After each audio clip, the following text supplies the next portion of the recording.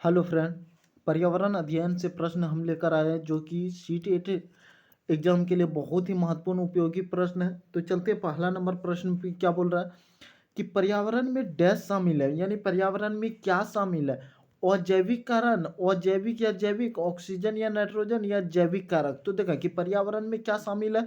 तो आप खुद से वीडियो रोक के पॉज करके बता क्वेश्चन को हल करने की कोशिश कर सकते हैं।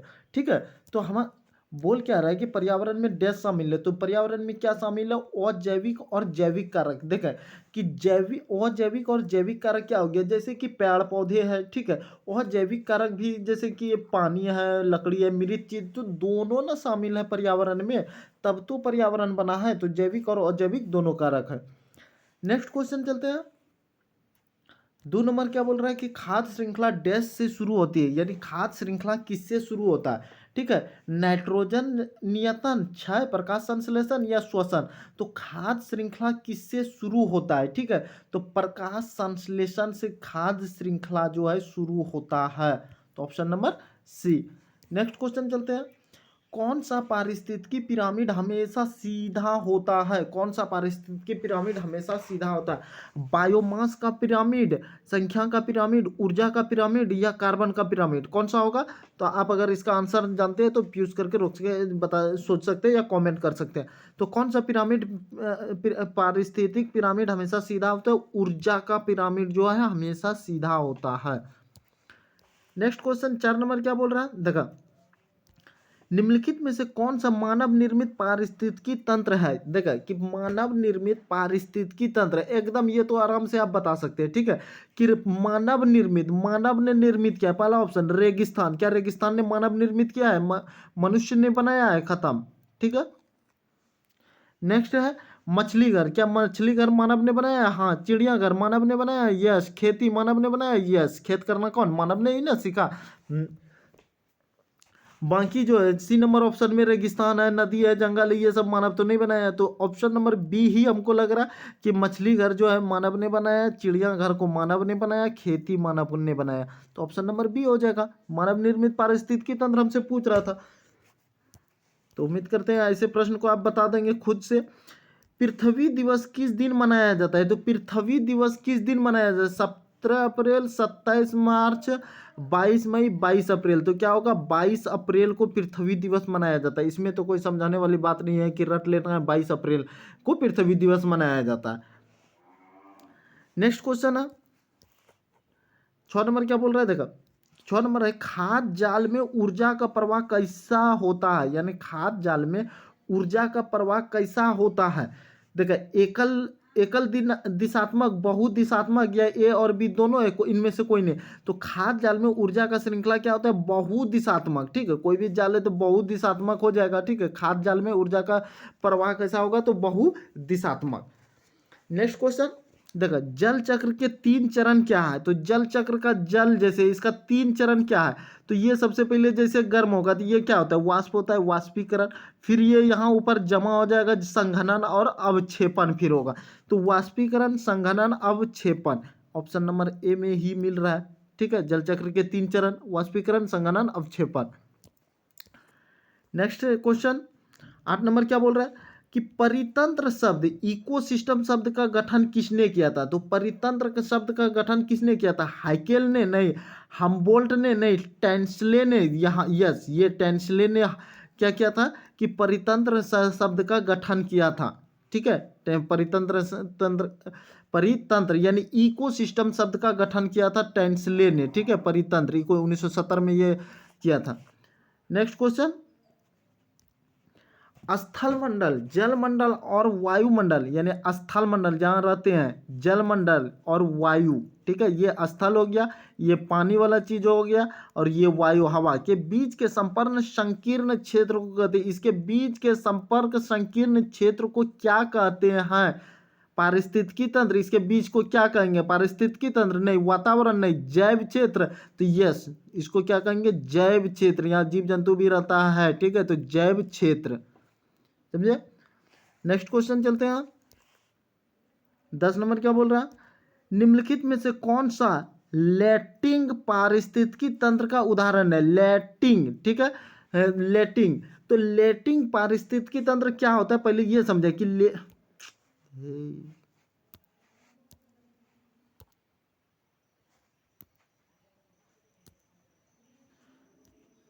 देखा, निम्नलिखित कौन सा लेटिंग पारिस्थितिकी पारिस्थितिकी तंत्र का उदाहरण है। तो हम क्या बोल रहे थे कि लेटिंग पारिस्थितिकी तंत्र क्या होता है। लेटिंग वैसा चीज, ठीक है, जो कि बहे नहीं, ठीक है, बहे नहीं। जैसे ये तालाब है, नदियां है, दलदल, तो ये नदी में क्या होता है, पानी बहता है, तो बहता है तो ये लेटिंग नहीं हुआ। जो बहेगा उसको कहेंगे लोटिंग, ठीक है, उसको क्या कहेंगे, लोटिंग। और जो बहेगा नहीं, लेटिंग। तो देखा, इसमें नदी आ गया, ये तो होगा नहीं। झरने, झरना बहता है, ठीक है, झील है, दलदल, तो झरना तो बहता है, तो ये भी नहीं होगा। यहाँ भी नदियां दिया, ये भी नहीं होगा। झील बहता नहीं है, पानी स्थिर रहता है, तालाब में रहता है, ताल में पानी स्थिर रहता है, तो ये लेटिंग हो गया, ठीक है, लेटिंग। और लोटिंग क्या हो गया कि जैसे नदी हो, ठीक है, नदी का पानी बहा रहा है, झरना का पानी बहा रहा है, ये सब चीज जिसका पानी बहेगा तो वो लोटिंग कहलाएगा। तो ऑप्शन नंबर इसका क्या होगा, 10 का डी। नेक्स्ट क्वेश्चन 11 नंबर क्या बोल रहा है, देखा, पारिस्थितिक कर्मता के लिए सही परिभाषा निम्नलिखित में है या है। ठीक है, पारिस्थितिक कर्मता के लिए सही परिभाषा क्या है। तो देखा, एक जीव का पर्यावास, एक जीव का क्या बोल रहा है कि पर्यावास, पारिस्थितिकी तंत्र में जैव और अजैव के घटक, जीवों के सभी आबादी का संयोजन, कार्यात्मक भूमिका जो प्रत्येक जीव की एक समुदाय में होती है। तो देखा, हमको बोल क्या रहा है, पारिस्थितिकी कर्मता, तो ये क्या होगा, कार्यात्मक भूमिका जो प्रत्येक जीव का एक समुदाय में होता है। तो प्रत्येक जीव का क्या होता है, एक समुदाय में होता है, ठीक है, हर जीव का अपना अपना समुदाय में होता है। तो ऑप्शन नंबर डी हो जाएगा।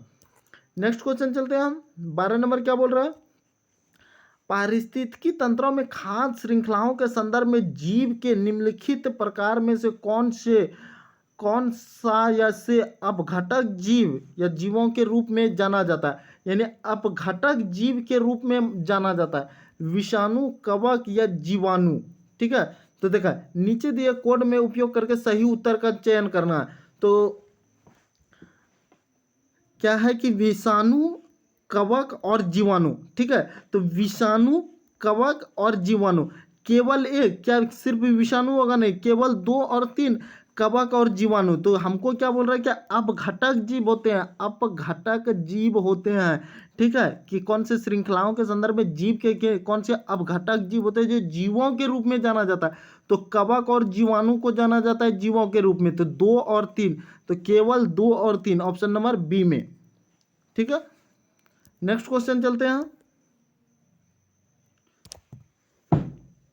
नेक्स्ट क्वेश्चन 13 नंबर क्या बोल रहा है, देखा, निम्नलिखित में से कौन सा कथन पारिस्थितिकी तंत्र के बारे में सही है। कौन सा पारिस्थितिकी तंत्र के बारे में सही है। ठीक है, तो देखा, कूट का सही उत्तर का पहचान कीजिए। पारिस्थितिकी तंत्र में जैविक और अजैविक दोनों प्रकार के घटक होते हैं। तो भाई, पारिस्थितिकी तंत्र में जैविक और अजैविक दोनों प्रकार के घटक होते हैं, ये सही है। ठीक है, उसके बाद पारिस्थितिकी तंत्र की मुख्य शक्ति सौर ऊर्जा है, ये भी सही है। पारिस्थितिकी तंत्र की मुख्य शक्ति क्या है, तो सौर ऊर्जा है। पारिस्थितिकी तंत्र एक बंद प्रणाली है, नहीं, बंद प्रणाली नहीं है। पारिस्थितिकी तंत्र का अपनी उत्पादकता नहीं है, उत्पादकता है या नहीं दे दिया तो ये भी नहीं होगा। तो क्या 1 और 2 हो गया, 1 और 2 किस में है, 1 और 2 ऑप्शन नंबर ए में। ठीक है, 1 और 2। नेक्स्ट क्वेश्चन चलते हैं। 14 नंबर क्या बोल रहा है कि बायोमास एक पिरामिड है। बायोमास एक पिरामिड किसके स्थिति में उल्टा होता है। ठीक है, बायोमास का पिरामिड किस स्थिति में, किसके लिखा गया, किस स्थिति में यहाँ होना चाहिए, किस स्थिति में उल्टा होता है। तो देखा कि वन पारिस्थितिकी तंत्र, घास मैदान पारिस्थितिकी तंत्र, पर्वतीय पारिस्थितिकी तंत्र या ताजा जल पारिस्थितिकी तंत्र। तो बायोमास किसकी स्थिति में उल्टा होता है, तो ताजा जल पारिस्थितिकी तंत्र में उल्टा होता है। तो ऑप्शन नंबर डी हो जाएगा। नेक्स्ट क्वेश्चन क्या बोल रहा है, देखा, नेक्स्ट क्वेश्चन हमसे बोल रहा है कि निम्नलिखित प्रकार के परितंत्रों को उनके संगत उदाहरणों से सुमिलित कीजिए, यानी मिलान करना है हमको। ठीक है, मिलान करना, तो इसको जरा सा ऊपर कर देते हैं। अब भाई मिलान करना है। ठीक है, तो देखा कि पारिस्थितिकी तंत्र के प्रकार और इधर उदाहरण दिया। तो हमको क्या बोल रहा है, स्थिर पारिस्थितिकी तंत्र, स्थिर पारिस्थितिकी तंत्र। तो स्थिर पारिस्थितिकी तंत्र का क्या हो जाएगा, तो देखा इसका क्या हो जाएगा कि स्थिर कहाँ पे रहता है स्थिर पारिस्थितिकी तंत्र। अभी तुरंत एक क्वेश्चन में बताए थे कि स्थिर पारिस्थितिकी तंत्र कहाँ, जैसे झील, तालाब और एक था ताल। तो ये कहाँ पे चल जाएगा, ये पे देखो कि यहाँ पे झील है, ठीक है, नदी तो होगा नहीं, खेत होगा नहीं, वन नहीं होगा, माइक्रो नहीं होगा। तो ये ए का 5, अब देखें ए का 5 जैसे हो गया तो ऑप्शन ए का 2 है, ए का 2, ये खत्म ये भी खत्म, बचा तो ये सी और डी ही ना बचा। अब दूसरा मिलाना प्राकृतिक पारिस्थितिकी तंत्र, प्राकृतिक पारिस्थितिकी तंत्र कौन है, तो प्राकृतिक वाला कौन चीज है, मैक्रो, नदी, वन, खेत, झील, झील तो खत्म हो गया, अब 4 ऑप्शन। तो प्राकृतिक जो है पारिस्थितिकी तंत्र क्या है हमारा, वन है, ठीक है। जल पारिस्थितिकी तंत्र, जल पारिस्थितिकी तंत्र क्या हो जाएगा, नदी हो जाएगा। अब फिर समुद्रीय पारिस्थितिकी तंत्र, समुद्र वाला मैग्रोव ये हो जाएगा। और कृत्रिम पारिस्थितिकी तंत्र क्या हो जाएगा, 4 नंबर हो जाएगा, खेत हो जाएगा, ठीक है। मिलान हो गया, समझ गए को उम्मीद है, क्योंकि ये बोल रहा है जल पारिस्थितिकी तंत्र, तो जल किस में, नदी में होता है, नदी हो गया। अब ये प्राकृतिक वन में चल गया, समुद्रीय किस में चल गया, तो मैग्रोव में चल गया। कृत्रिम, तो कृत्रिम क्या होता है, कृत्रिम किस, खेती, खेत के। तो देखो एक का 5 था, ए का 5, ठीक है, बी का 3, बी का 3 यहाँ पे हो रहा है, देखा तो ऑप्शन नंबर सी हमारा आराम से हो गया। उम्मीद करते हैं समझ गए होंगे। कोई जरूरी तो वैसा चीज है ही नहीं क्वेश्चन में कि टफ वाली चीज कुछ नहीं बोल रहा है, खुद स्थिर, प्राकृतिक, जल, समुद्रीय, कृत्रिम। तो कोई भी मिलान करना है, कोई जरूरी नहीं कि आप शुरू से ही ले। आपको अगर लग रहा है कि हम ई नंबर का पहले जान रहे तो ई नंबर को ही मारेंगे क्या। अब जैसे ई का मार दिए कि खेत 4, ई का 4 किस में है, तो एक में है और यहाँ पे इसमें था, ठीक है, 2 ऑप्शन को। अब डी का पाला इसमें भी मिल रहा है, इसमें अब जिसको जान रहे जल वाला चीज है तो जल वाला नदी होगा, मार दिए। सी का देख लिए कि हाँ 2 हो रहा है, सी का 2 इसमें दिया है, इसमें नहीं दिया है, तो बस आप किधर से भी मिलान कर सकते हैं, ठीक है। नेक्स्ट क्वेश्चन चलते हैं। 16 नंबर क्या बोल रहा है, देखा कि बढ़ती संभावित ऊर्जा के साथ उष्ण कटिबंधीय स्तरों के सही क्रम का चयन करना। तो सही क्रम का, उष्ण कटिबंधीय स्तरों का सही क्रम में चयन करना है, ठीक है। तो सही क्रम का चयन करना है, तो देखा कि पहला ऑप्शन क्या बोल रहा है, उत्पादक, प्राथमिक उपभोक्ता, द्वितीयक उपभोक्ता, अपघटक। तो उत्पादक पहला होगा नहीं, ठीक है। उसके बाद क्या बोल रहा है, प्राथमिक उपभोक्ता, द्वितीयक उपभोक्ता, उत्पादक, अपघटक। अपघटक, द्वितीयक उपभोक्ता, प्राथमिक उपभोक्ता और उत्पादक, ये होगा कि अपघटक पहले होगा, फिर द्वितीयक उपभोक्ता होगा, फिर प्राथमिक उपभोक्ता होगा, फिर उत्पादक होगा। तो ऑप्शन नंबर सी हो जाएगा। नेक्स्ट क्वेश्चन चलते हैं। 17 नंबर क्या बोल रहा है, यह पारिस्थितिकी तंत्र स्थलीय और समुद्री पारिस्थितिकी तंत्र के बीच एक व्यवस्थित संबंध का गठन करता है, ठीक है। यह पारिस्थितिकी तंत्र स्थलीय और समुद्री पारिस्थितिकी तंत्र के बीच के व्यवस्थित संबंध का गठन करता है। आम के जंगल, मैग्रोव वन, सदाबहार वन या बारिश वन। तो क्या हो जाएगा, मैग्रोव वन, ठीक है। किसमें, तो अभी जो स्थलीय और समुद्री पारिस्थितिकी तंत्र, अभी जो एक क्वेश्चन चला था उसमें मैग्रोव वन आया था, ठीक है। समुद्री पारिस्थितिकी तंत्र किसमें, तो मैग्रोव वन। तो इसका ऑप्शन क्या हो जाएगा, बी हो जाएगा। नेक्स्ट क्वेश्चन चलते हैं। 18 नंबर, डैश जैवमंडल के संरचनात्मक और क्रियात्मक इकाई है किसका, ठीक है।